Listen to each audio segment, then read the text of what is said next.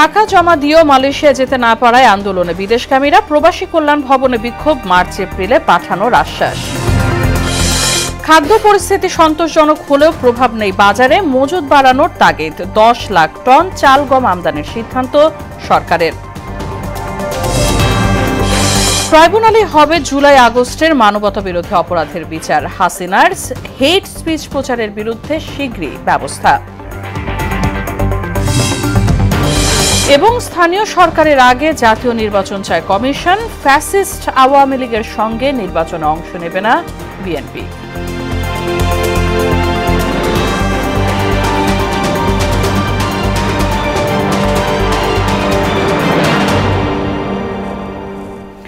আসসালামু আলাইকুম, সবাইকে স্বাগত। মোহনা সংবাদে শুনছিলেন শিরোনাম, পুরো সংবাদের সঙ্গে আছে রাশিদা সুলতানা রিঙ্কু। বিস্তারিত। টাকা জমা দিয়েও মালয়েশিয়া যেতে না পেরে আন্দোলনে নেমেছেন বিদেশগামী কর্মীরা। সকালে রাজধানীর কারওয়ান বাজারে সমাবেশ করেন তারা। পরে পুলিশ সরিয়ে দিলে প্রবাসী কল্যাণ ভবনের সামনে বিক্ষোভ থেকে 20 ফেব্রুয়ারির মধ্যে 18,000 কর্মীকে সরকারি উদ্যোগে মালয়েশিয়া পাঠানোর দাবি জানান তারা। এদিকে আগামী মার্চ এপ্রিলের মধ্যে তাদের মালয়েশিয়া পাঠানোর আশ্বাস দিয়েছেন প্রবাসী কল্যাণ সচিব। আরও জানাচ্ছেন মিসবা রহমান। বিদেশে পাড়ি জমিয়ে পরিবারের হাল ধরবে এই আশায় টাকা জমা দিয়েও মালয়েশিয়া যেতে না পারা কর্মীরা এবার রাজপথ বেছে নিয়েছেন। বুধবার রাজধানীর কারওয়ান বাজারে জড়ো হয়ে বিক্ষোভ করেন তারা। প্রায় 2 ঘন্টা সড়ক অবরোধ করে রাখায় সেখানে সৃষ্টি হয় দীর্ঘ যানজট। পরে পুলিশ সরিয়ে দিলে প্রবাসী কল্যাণ ভবনের সামনে যান তারা। আগামী 20 ফেব্রুয়ারির মধ্যে সরকারি ব্যবস্থাপনায় মালয়েশিয়া পাঠানোর এক দফা দাবি জানান তারা। অন্যথায় রাজপথ না ছাড়ার হুঁশিয়ারও দেন আন্দোলনকারীরা। বিগত সরকার আমাদেরকে বলছিল টাকা ফেরত দিয়ে দিবে এবং সকল সিন্ডিকেট থেকে টাকা আদায় করবে। বিগত সরকার চলে গেছে, তারপর এই সরকার আসছে। ওই সরকার আসার পরে মালয়েশিয়ার প্রধানমন্ত্রী আনোয়ার ইব্রাহিম আসছিল, উনি একটা প্রতিশ্রুতি দিয়ে গেছে আমাদের প্রধান উপদেষ্টার সাথে। আমরা প্রত্যেকটা ভাই 6 লক্ষ থেকে 7 লক্ষ টাকা দিয়েছি, কিন্তু আমরা ওই 78,000 টাকা সরকারি টাকা ফেরত দিচ্ছে, তাহলে আমরা বাকি টাকা কোথায়? এর পরিপ্রেক্ষিতে যদি উনি আমাদের সাথে আমাদের কথা কাজে না রাখে, তাহলে আমরা সমস্ত প্রবাসীদেরকে উদারতা আহ্বান জানাবো, আপনারা রেমিটেন্স শাটডাউন দিয়ে আমাদের পাশে থাকুন। এই সময় প্রবাসী কল্যাণ মন্ত্রণালয়ের সচিব রুহুল আমিন বলেন, ভিসা থাকার পরেও মালয়েশিয়া যেতে না পারা 18,000 কর্মীকে আগামী মার্চ এপ্রিলের মধ্যে পাঠানোর চেষ্টা চলছে। যেভাবে আলোচনা চলছে খুব বেশি দেরি হবে না। আমরা আশা করছি যে এটা ফেব্রুয়ারিতেই আশা করছি আমরা মোডালিটিটা ঠিক করতে পারবো। আশা করি মার্চ এপ্রিল নাগাদ আমার মনে হয় যে আমরা ব্রেক থ্রু করতে পারবো। তারা যে কাগজ মানে লিখিত স্ট্যাম্পে দিয়েছে যে আমার আর দাবি দেওয়া নেই, এরকম 81% লোকের কাগজ অলরেডি সাবমিটেড। তো 18,000-এর মধ্যে 2,223 অলরেডি চলে গেছে, বাকি 15,000 সামথিং এর মধ্যে এটা 81%। মালয়েশিয়ার সম্মতি পেলে যথাসময়ে এদের পাঠিয়ে দিতে সরকারের প্রচেষ্টা অব্যাহত থাকবে বলেও জানান তিনি। মিসবা রহমান, মোহনা সংবাদ, ঢাকা। দেশে খাদ্য পরিস্থিতি সন্তোষজনক, কিন্তু বাজারে তার প্রতিফলন ঘটছে না। সরকার চায় খাদ্য সরবরাহ নিশ্চিত করতে। মূল্যস্ফীতি ঠেকাতে খাদ্য মজুত করার তাগিদ দিয়েছেন অর্থ উপদেষ্টা সালেউদ্দিন আহমেদ। তার মতে খাদ্য মজুদ না করলে ব্যবসায়ীরা এর সুযোগ নেবে। এদিকে খাদ্য উপদেষ্টা আলী ইমাম মজুমদার জানান, চাল ও গম মিলিয়ে সরকার 10 লাখ টন আমদানি করবে।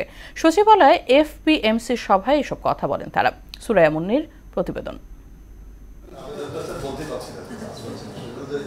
সচিবালয়ে সরকারের খাদ্য পরিধারণ ও মূল্যায়ন কমিটি এফপিএমসি সভা শেষে খাদ্য পরিস্থিতি নিয়ে কথা বলেন অর্থ উপদেষ্টা সালেউদ্দিন আহমেদ। জানান, সরবরাহ পর্যাপ্ত না হলে ব্যবসায়ীরা সুযোগ নেওয়ার চেষ্টা করবে। এ কারণে আমদানি করে হলেও খাদ্যশস্য মজুত রাখার তাগিদ দেন তিনি। অর্থ উপদেষ্টা আরও জানান, ভ্যাট বাড়ানোর সাথে মহার্ঘ ভাতার অর্থ সংস্থান করা বা IMF এর পরামর্শ সম্পর্কিত নয়। জানান, মিষ্টির দাম কেজিতে 20 টাকা বাড়লেও অত্যাবশ্যকীয় জিনিসের ওপর ভ্যাট বাড়ানো হয়নি। কন্টিনিউয়াসলি সরবরাহটা নিশ্চিত করা, স্থানীয় উৎপাদন থেকে হোক ইম্পোর্ট থেকে হোক, সেটা আমরা নিশ্চিত করছি। আরেকটা জিনিস হচ্ছে বাফার স্টক করা। বাফার স্টক মানে সরকারের খাদ্যের গুদামে যদি খাদ্য মজুদ না থাকে, প্রাইভেট সেক্টর যারা আছে তারা একটা সুযোগ পায়। এ সময় কথা বলেন খাদ্য উপদেষ্টা আলী ইমাম মজুমদারও। জানান, বন্যার কারণে আউশ ও আমনের ঘাটতি হয়েছে, এ কারণে আমদানি করার সিদ্ধান্ত হয়েছে। বড়তে যদি ভালো ফসল হয় তাহলে আমরা অনেক ক্ষেত্রেই আমদানির উপর নির্ভরতা কমাতে পারবো, কিন্তু তার জন্য আমরা অপেক্ষা করব না কারণ বড় কিন্তু এবারে লেটে লাগানো হয়েছে, কারণ হচ্ছে পানি নেমেছে দেরিতে অকাল বন্যার জন্য, এই জন্য ওইটাও কিছু ঝুঁকির মধ্যে আছে। তার জন্য আমাদের আমদানি কার্যক্রম, বিদেশ থেকে আমদানি কার্যক্রম অব্যাহত থাকবে। চাল ও গম মিলিয়ে 10 লাখ টন আমদানি পরিকল্পনা রয়েছে বলেও জানান খাদ্য উপদেষ্টা। চাল এবং গম মিলিয়ে প্রায় 10 লাখ টনের মতো আমাদের আমদানি পাইপলাইন। সুরাইয়া মুন্নি, মোহনা সংবাদ, ঢাকা। ভ্যাট বাড়ানোর 2 সপ্তাহের মধ্যে কিছু পণ্য সেবায় ভ্যাট ও সম্পূরক শুল্ক কমালো জাতীয় রাজস্ব বোর্ড এনবিআর। এ তালিকায় রয়েছে ওষুধ, মোবাইল সেবা, রেস্তোরাঁ, নিজস্ব ব্র্যান্ডের পোশাক, মিষ্টি, নন এসি হোটেল, ওয়ার্কশপ। সাধারণ মানুষ ও ব্যবসায়ীদের সমালোচনা ও প্রতিবাদের মুখে ভ্যাট বাড়ানোর 2 সপ্তাহের মধ্যেই কিছু পণ্যের ক্ষেত্রে পিছু হটল জাতীয় রাজস্ব বোর্ড এনবিআর। বুধবার এই সংক্রান্ত 4টি আদেশ জারি করা হয়। এনবিআরে পাঠানো সংবাদ বিজ্ঞপ্তিতে বলা হয়, এতে এসব পণ্য ও সেবায় দাম বাড়বে না। 2024-25 অর্থ বছরের মাঝপথে এসে আন্তর্জাতিক মুদ্রা তহবিলের শর্ত পূরণে 9 জানুয়ারি এক অধ্যাদেশের মাধ্যমে শতাধিক পণ্য ও সেবায় ভ্যাট শুল্ক বাড়ানো হয়। আন্তর্জাতিক অপরাধ ট্রাইব্যুনালে জুলাই-আগস্টে সংগঠিত মানবতা বিরোধী অপরাধের বিচার করা হবে, জানিয়েছেন চিফ প্রসিকিউটর তাজুল ইসলাম। ট্রাইব্যুনালের চেয়ারম্যান বিচারপতি মোহাম্মদ গোলাম মুর্তজা মজুমদারের নেতৃত্বে 3 সদস্যের ট্রাইব্যুনাল দুপুরে আদেশ দেন। এ সময় ট্রাইব্যুনালের আদেশ সত্ত্বেও শেখ হাসিনার হেট স্পিচ অনলাইনে প্রচারের বিষয়ে শীঘ্রই ব্যবস্থা নেওয়ার কথা জানান তাজুল ইসলাম। বিস্তারিত জানাচ্ছেন কাজী পাপ্পু। 1971 সালে মহান মুক্তিযুদ্ধে সংঘটিত মানবতা বিরোধী অপরাধের বিচারের জন্য গঠিত ট্রাইব্যুনালে 2024 সালের জুলাই-আগস্ট হত্যা, গণহত্যা ও গুমের বিচার শুরু হয়েছে। সম্প্রতি এর বৈধতা চ্যালেঞ্জ করে আবেদন করেন সাবেক ন্যাশনাল টেলিকমিউনিকেশন মনিটরিং সেন্টারের সাবেক মহাপরিচালক অবসরপ্রাপ্ত মেজর জেনারেল জিয়াউল আহসানের আইনজীবী। বুধবার এই আবেদন খারিজ করে দেন ট্রাইব্যুনাল। একদিকে তারা বলছেন যে আপনার কোনো ক্ষমতা নাই, আবার শেষে যে বলছেন আমাকে রিলিজ করে দাও। তো যার ক্ষমতা নাই সে কিভাবে রিলিজ করবে? তো এটা আমরা বলেছি যে এই অ্যাপ্লিকেশনটা এটা নট উইদিন দি ফর্ম, এটা অ্যাপ্লিকেশনটা হয় না, আইনের দৃষ্টিতে কোনো অ্যাপ্লিকেশনই হয়। কোর্ট আজকে তাদের এই পিটিশনটা সামারিলি রিজেক্ট করেছেন, খারিজ করে দিয়েছেন। এই আদেশের বিষয়ে চিফ প্রসিকিউটর মোহাম্মদ তাজুল ইসলাম বলেন, ট্রাইব্যুনালের এখতিয়ার ও ট্রাইব্যুনাল আইন সংশোধন করে জারি করা অধ্যাদেশ চ্যালেঞ্জ করতে চাইলে সাংবিধানিক আদালতে যেতে হবে। এই আইনের ব্যাপারে কোনো সাংবিধানিক আদালতে কোনো প্রশ্নই তোলা যাবে না। এই আইনের বিরুদ্ধে যত কিছুই হোক, মৌলিক অধিকার দাবি করে এই আইনে যার বিচার হচ্ছে সেই রকম কোনো ব্যক্তি মৌলিক অধিকার দাবি করে হাইকোর্ট ডিভিশনে বা সাংবিধানিক আদালতে কোনো পিটিশনই করতে পারে না। এছাড়া জুলাই-আগস্টের গণহত্যার বিচার কাজ প্রভাবিত করতে বিদেশে বসে সাবেক প্রধানমন্ত্রী শেখ হাসিনার দেয়া হেট স্পিচ এখনো বিভিন্ন অনলাইনে দেখা যাচ্ছে। উল্লেখ করে এই বিষয়ে শীঘ্রই ব্যবস্থা নেওয়ার কথাও জানান তিনি। গণমাধ্যম কর্মীদের কাছে অনুরোধ করব যে এই ঘৃণাসূচক বক্তব্য যেটা বিচার প্রক্রিয়াকে প্রভাবিত করার জন্য করা হবে, সেগুলোর প্রচারে যেন আপনাদের পক্ষ থেকে কোনো এটাকে ফ্যাসিলিটেট করা না হয়। এদিকে রায়ের পরও একই সুরে কথা বলেন জিয়াউল আহসানের আইনজীবীরা। এই আইনটাই তৈরি হয়েছে যুদ্ধাপরাধীদের বিচার করার জন্য। কাজী পাপ্পু, মোহনা সংবাদ, ঢাকা। স্থানীয় সরকার নয়, আগে জাতীয় সংসদ নির্বাচন নিয়ে ভাবছে কমিশন, জানিয়েছেন নির্বাচন কমিশনার আব্দুর রহমানেল মাসুদ। আগামী জাতীয় সংসদ নির্বাচন যাতে কোনোভাবেই প্রশ্নবিদ্ধ না হয় সেদিকে লক্ষ্য রেখে ইসি কাজ করছে বলেও জানান তিনি। ভোটার তালিকা হালনাগাদ নিয়ে সকালে বরিশাল আঞ্চলিক নির্বাচন কর্মকর্তার কার্যালয়ে মতবিনিময় সভায় এসব কথা বলেন আব্দুর রহমানেল মাসুদ। জাতীয় সংসদের নির্বাচন নিয়েই বেশি ভাব। আমরা তো জাতির কাছে ওয়াদাবদ্ধ। এতদিন ভোট সম্পর্কে যে মানুষের মধ্যে যে অনীহা ছিল বা এতটা মনোযোগ ছিল না, গ্রহণযোগ্যতা প্রশ্নবিদ্ধ ছিল, আমরা সেই জায়গা থেকে উত্তরণ ঘটিয়ে একটা সঠিক, সুন্দর, মানুষের কাছে গ্রহণযোগ্য একটা নির্বাচন দেওয়ার জন্য প্রতিশ্রুতিবদ্ধ। জরুরি সংস্কার শেষে দ্রুত জাতীয় নির্বাচনের দাবি জানিয়েছেন বিএনপির স্থায়ী কমিটির সদস্য নজরুল ইসলাম খান। আর ডক্টর মঈন খান সাফ জানিয়েছেন ফ্যাসিস্ট আওয়ামী লীগের সঙ্গে কোনো নির্বাচনে অংশ নেবে না বিএনপি। স্থায়ী কমিটির আরেক সদস্য আমির খুসরো মাহমুদ চৌধুরী বললেন, জনগণের প্রতি দায়বদ্ধতা ছিল না বলেই আওয়ামী লীগ ফ্যাসিস্ট দলে পরিণত হয়েছিল। আরও জানাচ্ছেন তানজিদ ভুইয়া। গুলশানে বিএনপি চেয়ারপারসনের কার্যালয়ে সাবেক ২০ দলীয় জোট সঙ্গী খেলাফত মজলিসের সঙ্গে বৈঠক করে বিএনপি। এতে জাতীয় ঐক্য সুসংহত করতে বিএনপির সঙ্গে ঐক্যমত্যের কথা বলেন খেলাফত নেতারা।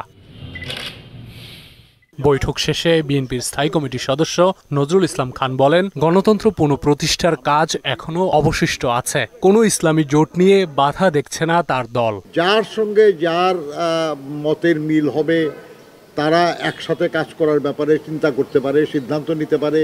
এদের নিয়ে কারো কোনো দুশ্চিন্তা থাকার তো কোনো কারণ নাই। অবাধ, সুষ্ঠু, নিরপেক্ষ নির্বাচনের মাধ্যমে জনগণের কাছে তার ক্ষমতা ফিরিয়ে দেওয়া হলো। যে 16 বছর, বিশেষ করে জুলাই আগস্টের যে ছাত্র শ্রমিক গণঅভ্যুত্থান, তার আকাঙ্ক্ষা।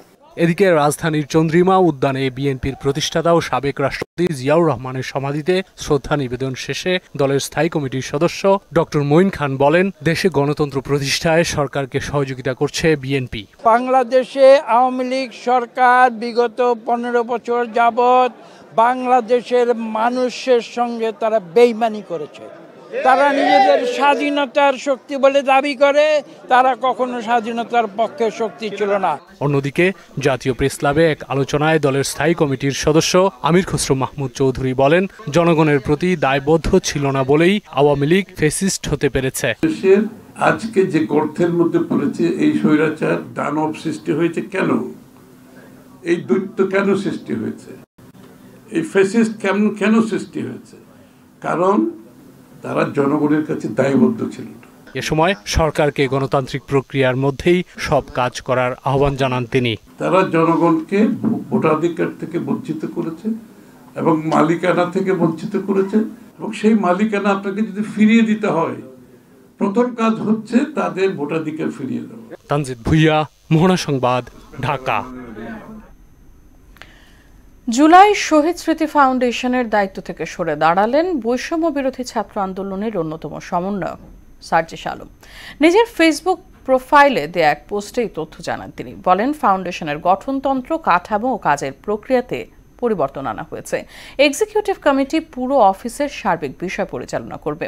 সাধারণ সম্পাদক নামে কোনো পদ এখন আর নেই। ছাত্র সংসদ নিয়ে যখন দেশের বেশিরভাগ বিশ্ববিদ্যালয়ের শিক্ষার্থীরা সোচ্চার, সেই সময় বাংলাদেশ প্রকৌশল বিশ্ববিদ্যালয় বুয়েট শিক্ষার্থীরা বলছেন ভিন্ন কথা। তাদের আশঙ্কা, ছাত্র সংসদ চালু হলে ভয়াল ছাত্র রাজনীতির ফিরে পড়াশোনা ও গবেষণার পরিবেশ ব্যাহত হবে। এই কারণে ছাত্র সংসদের নির্বাচনের বিপক্ষে তারা। ছাত্র সংসদ নির্বাচন নিয়ে মাহবুব হাসান রিপনের 5 পর্ব ধারাবাহিকের 4র্থ পর্ব আজ।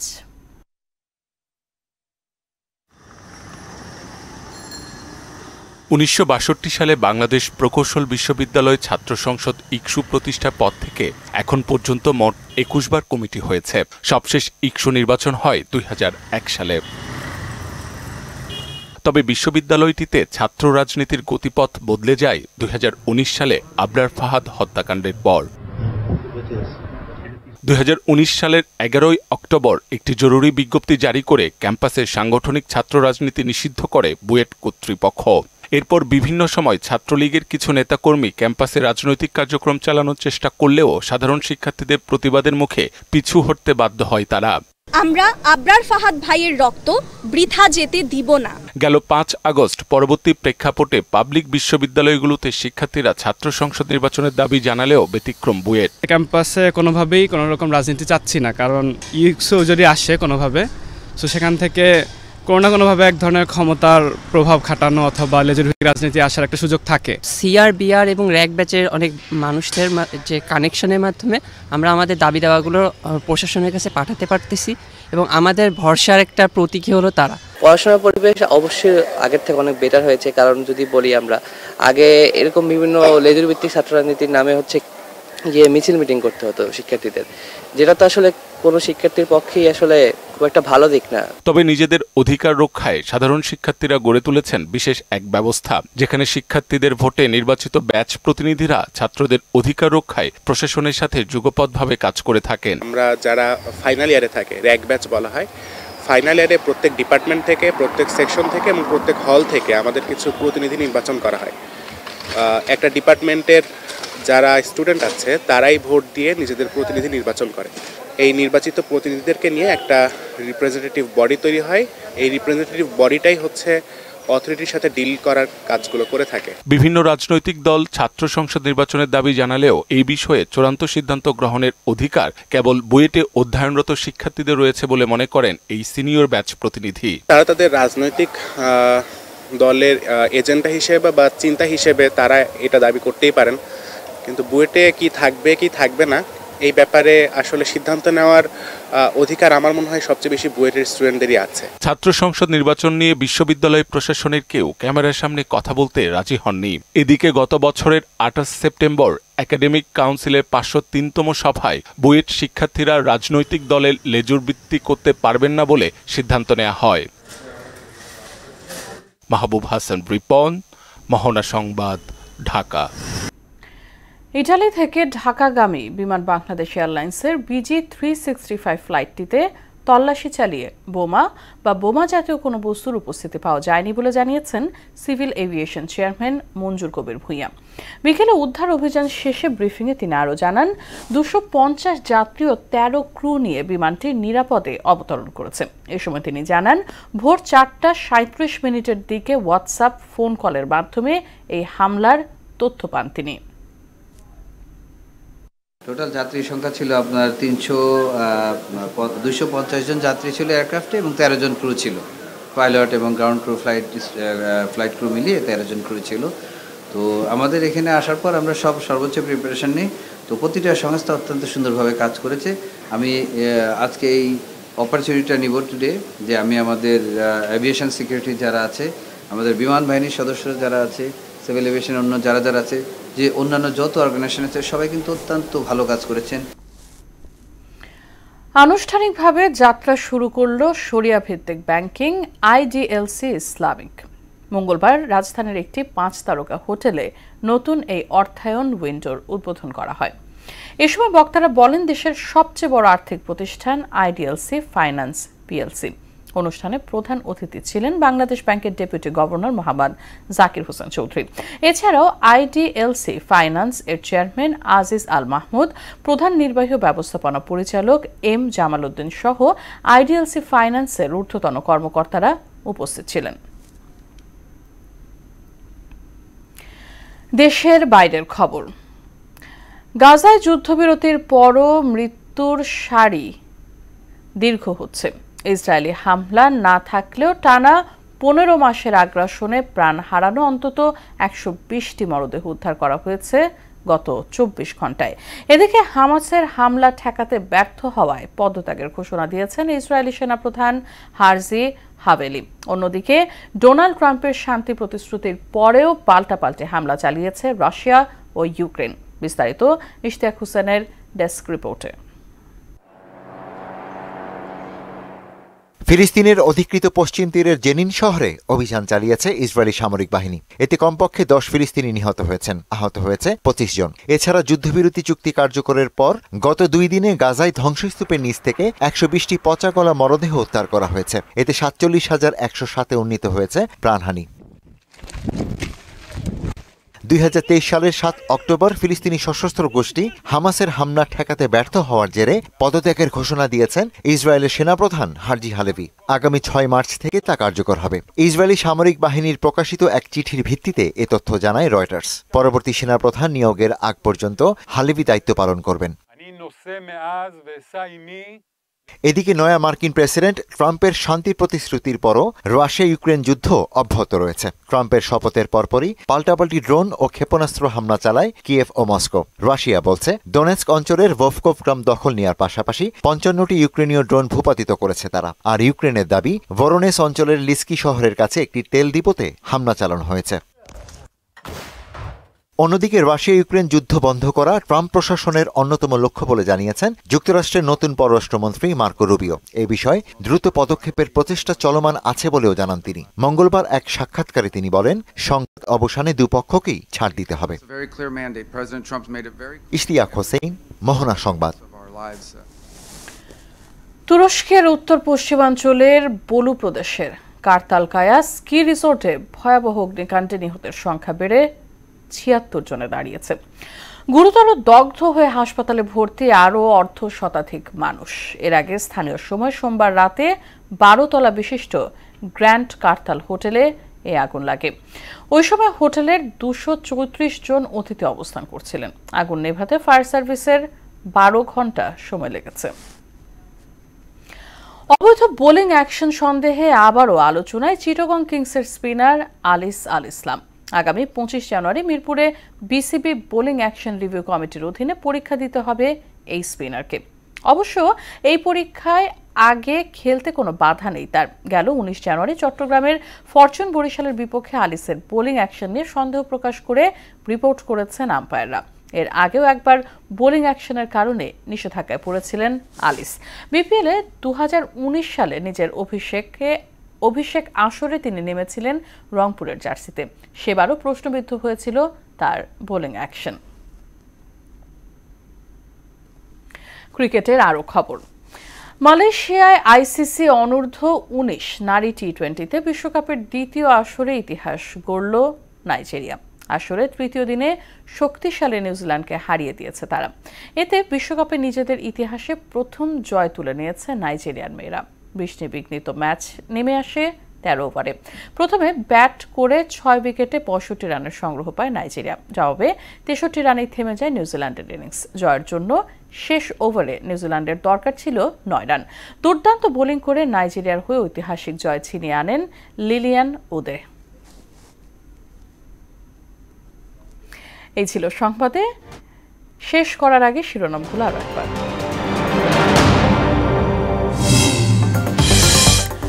টাকা জমা দিয়েও মালয়েশিয়া যেতে না পারায় আন্দোলনে বিদেশগামীরা। প্রবাসী কল্যাণ ভবনে বিক্ষোভ, মার্চ এপ্রিলে পাঠানোর আশ্বাস।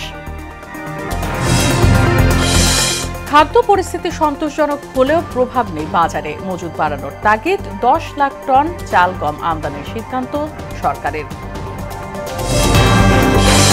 ট্রাইব্যুনালের হয়ে জুলাই আগস্টের মানবতা বিরোধী অপরাধের বিচার, হাসিনার হেট স্পিচ প্রচারের বিরুদ্ধে শীঘ্রই ব্যবস্থা। এবং স্থানীয় সরকারের আগে জাতীয় নির্বাচন চায় কমিশন। ফ্যাসিস্ট আওয়ামী লীগের সঙ্গে নির্বাচনে অংশ নেবে না বিএনপি।